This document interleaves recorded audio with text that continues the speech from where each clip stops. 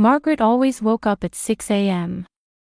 After years of habit, her eyes would naturally open before the alarm clock rang. Slipping out of bed, she quietly made her way downstairs so as not to wake her husband Henry, who was still sleeping beside her. Standing in the kitchen, she set up the coffee filter in the coffee maker while gazing out the window. It was a peaceful autumn morning, and the maple tree in the yard was turning red. "Another beautiful day," she murmured softly to herself, enjoying the aroma of coffee spreading throughout the house. This quiet morning time was the most precious part of Margaret's day. A time when no one would disturb her, when she could organize her thoughts and consider what the day ahead would bring. She picked up her coffee cup and took the first sip. The rich, full-bodied flavor completely chased away her sleepiness. She heard light footsteps racing down the stairs. Margaret's face naturally softened. "Good morning, Grandma," came an energetic voice, and her 7-year-old grandson Nathan appeared in the kitchen. His hair was sticking up adorably from bed head.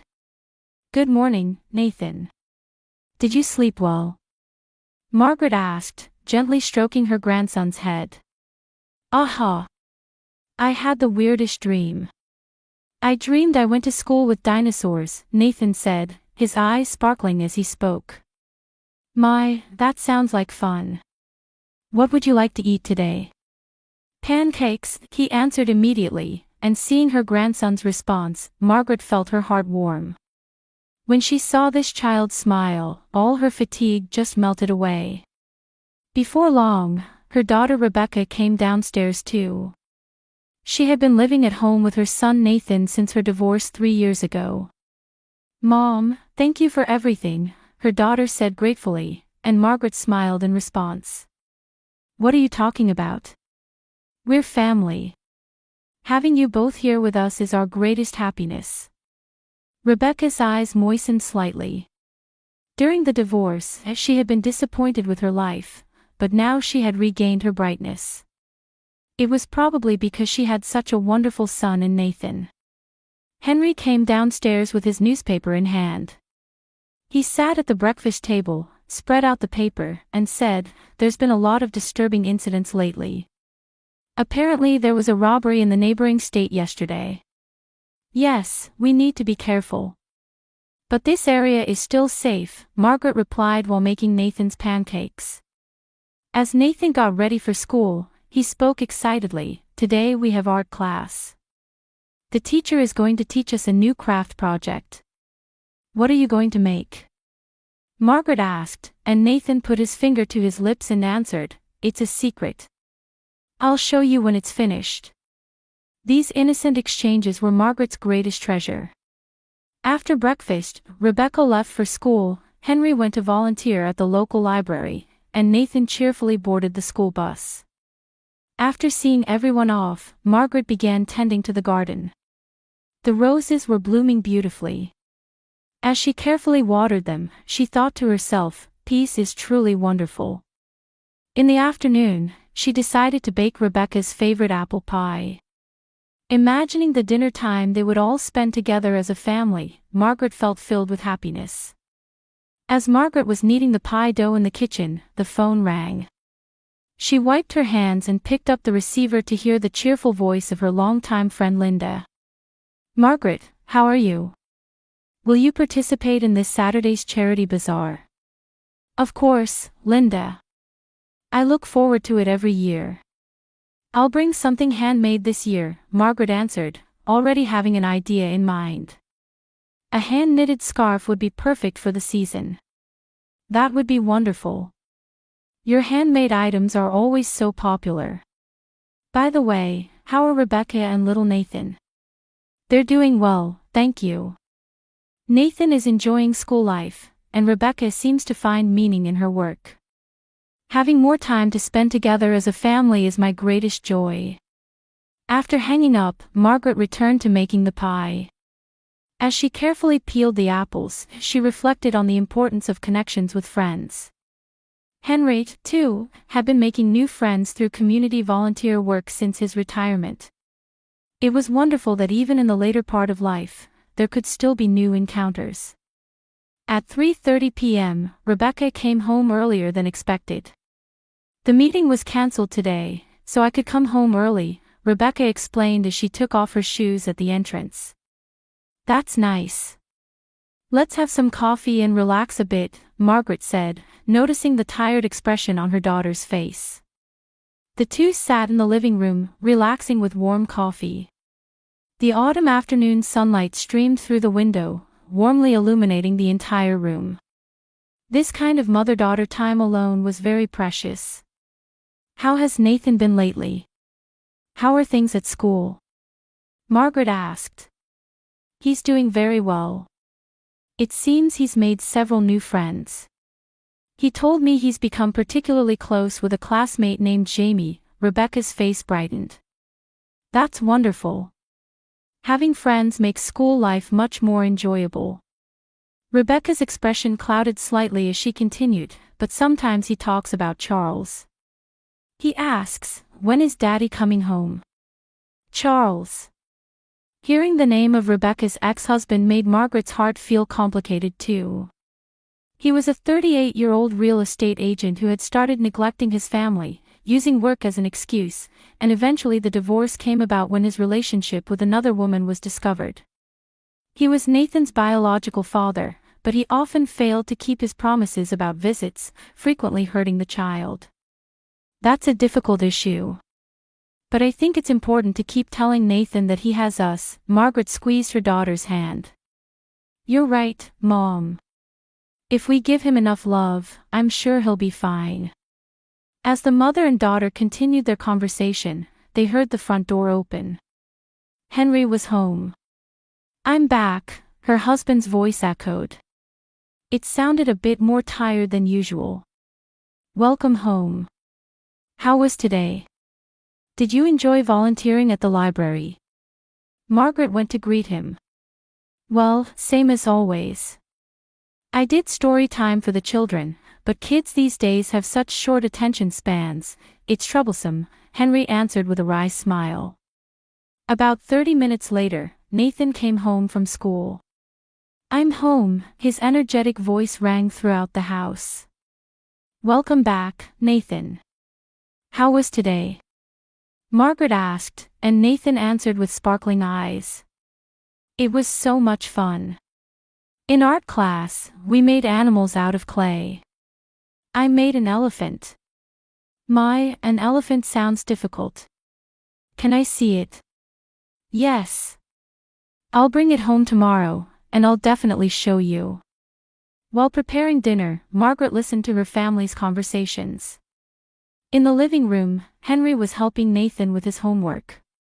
Rebecca was preparing for the next day's classes while occasionally joining in their conversation. These casual daily scenes were Margaret's greatest happiness. What should we do this weekend? Henry asked Nathan. I want to go to the zoo. I saw on TV that a baby elephant was born, Nathan suggested excitedly. That's a good idea. If the weather is nice, let's all go together, Rebecca agreed. Dinner was Margaret's special pot roast and apple pie. The family of 4 gathered around the table, discussing the day's events. Nathan talked about his friends at school, Rebecca about the growth of the children in her classes, and Henry about the people he met at the library. While each had their own world, this time spent together as a family around one table was irreplaceable. After dinner, they all relaxed in the living room watching TV. Nathan naturally sat on Henry's lap, watching his favorite cartoon show.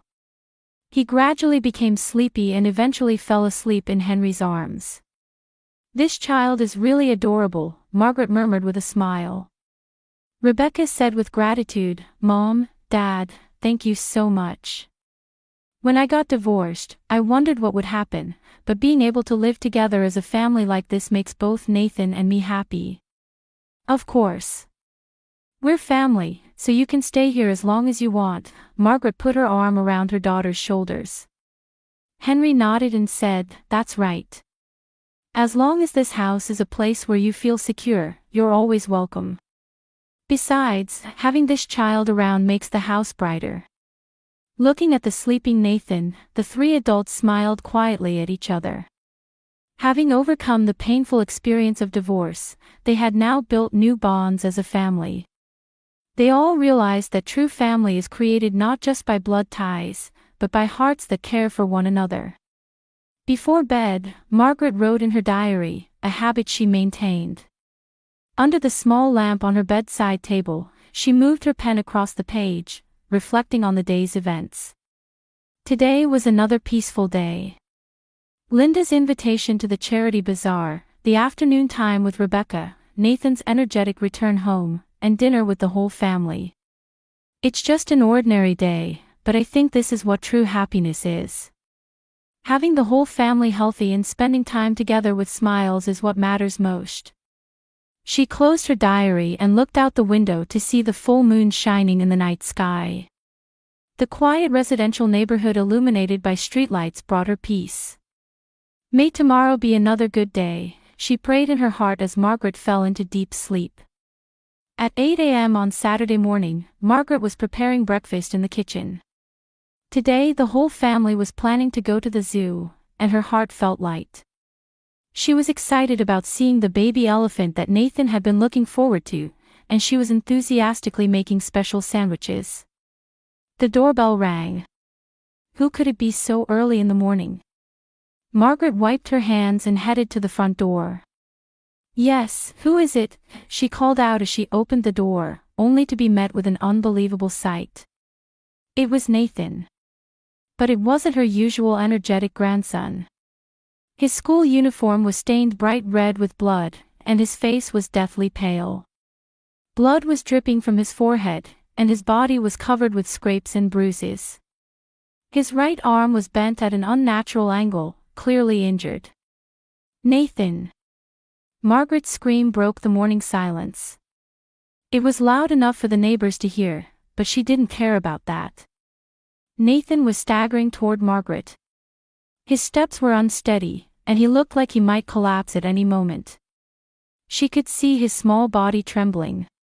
"Grandma, please, help me." His voice was hoarse and barely audible.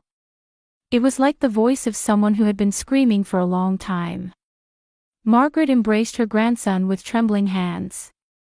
At that moment, she felt how cold Nathan's body was. It was as cold as ice, with no sense of life. It's okay, Grandma is here." However, Nathan was trying to take something out of his pocket with shaking hands.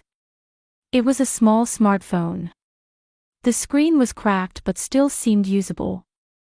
It was too new a model for a child to have, and Margaret momentarily wondered whose it was. "Look at this, please."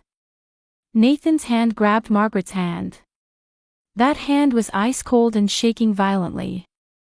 Seeing the blood on his small fingers made Margaret's heart pound. "Nathan, let's treat your injuries first." "You're badly hurt," Margaret tried desperately to stay calm. "No. Look at this first."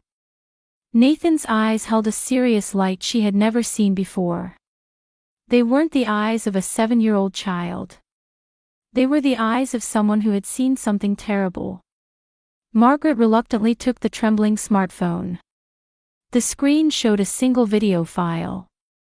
"Watch this, you'll understand everything." Nathan's consciousness seemed to be becoming hazy.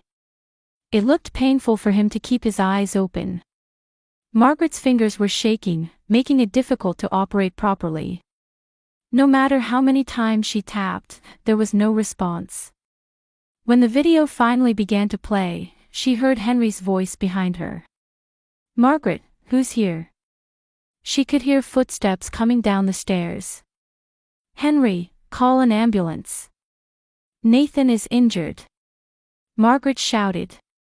However, as the smartphone screen lit up and the video began to play, Margaret gasped. What was shown there were the events of last night. The location was inside a warehouse-like building in the city. Under dim lighting, two men were talking. One was Rebecca's ex-husband, Charles. The other. Margaret's heart nearly stopped. It was Henry. Her own husband was having a secret meeting with Charles. This can't be true, Margaret murmured. But the video continued. The audio was audible too. Charles's voice could be heard. Everything is going according to plan. We'll make the final transfer next Tuesday. That will move all $5 million to the overseas account. Henry's voice continued. The company audit is next month, so we need to process everything by then. The falsification of the books is perfect. Margaret's mind went blank. What was this about? $5 million. Overseas accounts. Falsifying books. The video continued further. Charles said, "Make sure Rebecca never finds out. That woman has sharp instincts. Don't worry. My wife and daughter haven't noticed anything at all. They all think I'm a good husband and father." Henry was laughing. It was a cold laugh. Margaret began shaking all over. Was this Henry's true nature? A side of her husband of 40 years that she had never known. In the video, there was suddenly a noise. Someone seemed to have entered the warehouse. The camera shook, and it was clear the person filming was trying to hide. Charles's voice became tense. Someone's there. I'll go check, Henry's voice. Then the screen began shaking violently. The person filming was running away. Angry shouting could be heard from behind. Wait. Who's there? The camera fell to the ground. The video became choppy. A child's crying could be heard. It was Nathan's voice. Stop. I didn't hear anything. An adult man's voice. This kid heard everything. What do we do? Another man's voice. Charles, we need to silence him. After that, the screen went dark. The video ended. Margaret stood there stunned. The smartphone in her hand didn't seem real. Was this a nightmare? Nathan said in a weak voice, Grandma. I'm sorry, but I wanted you to know that Daddy and Grandpa were doing bad things. Don't apologize. Margaret's voice was also shaking. You didn't do anything wrong. Behind her, Henry's voice came, Margaret, I called the ambulance. What happened to Nathan? Margaret turned around. There was her husband with his usual worried expression. But she could no longer believe that expression.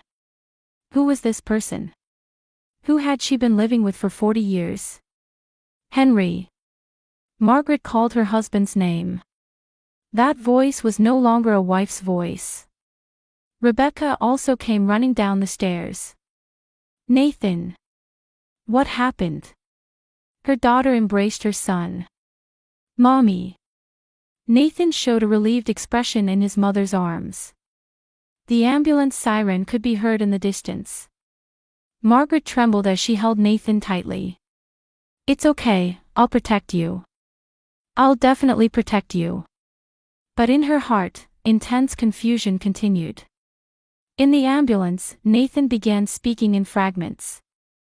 While the medical staff treated his injuries and gently said, You don't have to force yourself to talk, Nathan continued in a shaking voice. Last night. I saw it. His small voice echoed in the ambulance. Margaret held her grandson's hand and listened carefully. Mommy was working late, so Grandpa said he'd come pick me up, but he took me to a different place. Margaret's heart pounded violently.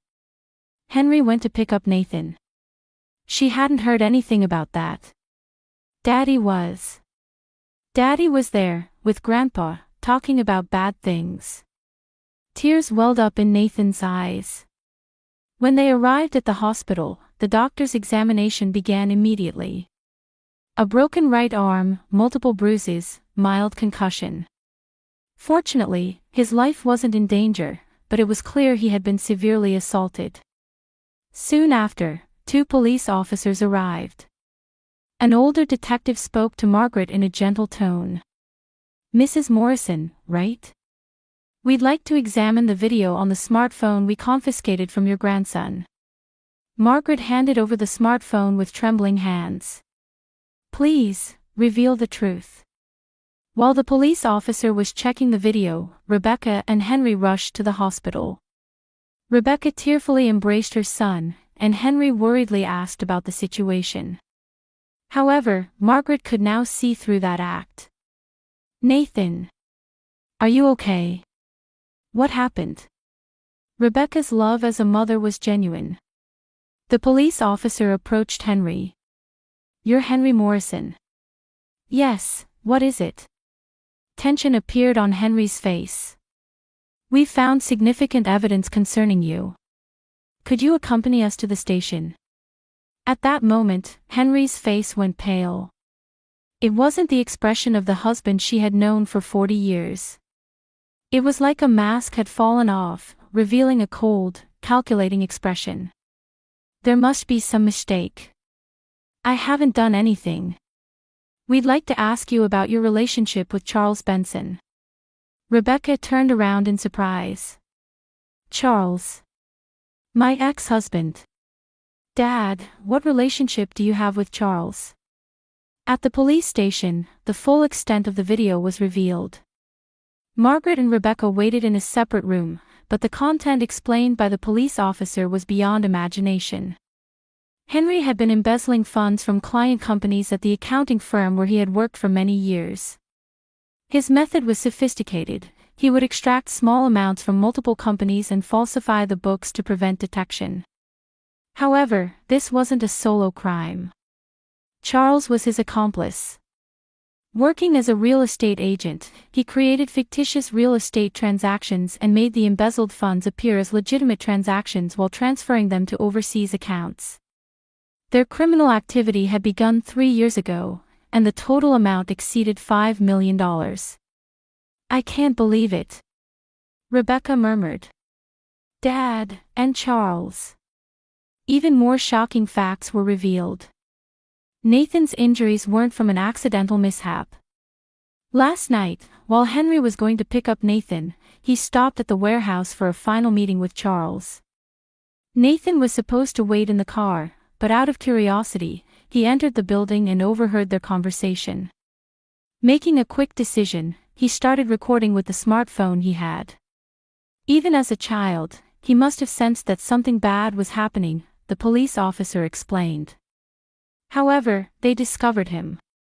Charles tried to take the smartphone from Nathan to destroy the evidence, but Nathan cleverly hid the recorded file elsewhere and left a dummy file on the smartphone. Charles Benson was primarily responsible for the assault to silence him. Henry claims he tried to stop him, but why did Nathan come to our house? Where is Charles now? Margaret asked. Charles is currently on the run. Nathan must have desperately escaped and came to you, the people he trusted most. He apparently walked nearly 5 kilometers in the middle of the night and hid until morning. Margaret couldn't stop crying. With that small body, he had fought fear all night and came to them. In the interrogation room, Henry was confessing everything. At first it was small amounts. I was anxious about life after retirement. When I consulted Charles, he said, there's a way no one will find out. Didn't you think about your family? The detective pressed. Family. Henry gave a bitter smile. My wife thought I was a good husband. My daughter believed I was an upstanding father. But the real me isn't that kind of person. Money was more important. Hearing those words, Margaret realized that their 40-year marriage had been an illusion. She had loved an ideal husband who didn't exist. A few days later, Charles was arrested in the neighboring state. He had attempted a bank robbery to obtain escape funds and was caught in the act. He would be prosecuted for assault against Nathan and as an accomplice in the embezzlement. The facts revealed in court further devastated the family. Of the embezzled $5 million, $3 million had already been spent on their personal indulgences. Henry had purchased luxury cars and golf club memberships, while Charles had spent money on trips with his mistress and luxury goods. Dad's new golf clubs and the car he recently bought, it was all stolen money, Rebecca said in a trembling voice. Margaret was also remembering. Henry had recently often said his investments were successful and given her expensive presents. All of that had been stolen money too. On the day of sentencing, Henry was given 15 years in prison. Charles, with the additional assault charges, received a 20-year sentence. As they left the courtroom, Henry looked at Margaret. His eyes no longer held their former warmth. "Margaret. I'm sorry." However, Margaret didn't respond. No matter what he said now, it wouldn't touch her heart. The love and trust of 40 years had been completely reduced to ashes. Part of the embezzled funds was recovered, but most had already been lost. Margaret and her family had to sell their house and move to a small apartment. "I'm sorry, Mom. Because of Dad." Rebecca apologized. "Don't apologize. We're family. Real family is connected by bonds of the heart, not money." 6 months had passed, but their new life in the small 2-bedroom apartment was certainly not easy. However, Margaret strangely noticed that her heart felt lighter than before. "Grandma, welcome home," Nathan greeted her with a bright voice when he came home from school. The scars on his arm were still visible, but children's resilience is wonderful, and now he was running around energetically. Margaret had started working part-time at a neighborhood supermarket. Living on her pension alone was difficult for the three of them, so she needed to work. However, conversations with customers and interactions with colleagues were adding color to her new life. "How was today?" Rebecca asked while preparing dinner. Her daughter had also increased her after-school tutoring work to help support the household. "It was a very good day. A new customer asked me to teach her my homemade cookie recipe," Margaret smiled. Gathered around the small dining table, the three ate dinner together. Compared to meals in their previous large house, it was incomparably modest, but the conversation was lively. The time spent talking about each other's daily events and laughing together was an irreplaceable treasure. "Grandma," Nathan said with a serious expression, "when I grow up, I want to be a police officer." "Why?" Margaret asked gently. "Because I want to protect important people from bad people. I want to protect truly kind people like Grandma and Mommy." Tears welled up in Margaret's eyes. From that terrible experience, this child had learned something so wonderful. "That's a wonderful dream, Nathan. Grandma will support you whatever path you choose." Rebecca also looked at her son with pride. "Mommy feels the same way. Because of your courage, we were able to learn the truth. You're our hero." After dinner, the three relaxed on the living room couch watching TV. Sitting close together on the small sofa was warmer than any luxurious mansion life.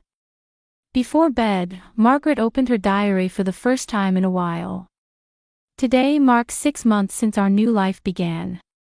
What we lost was certainly significant.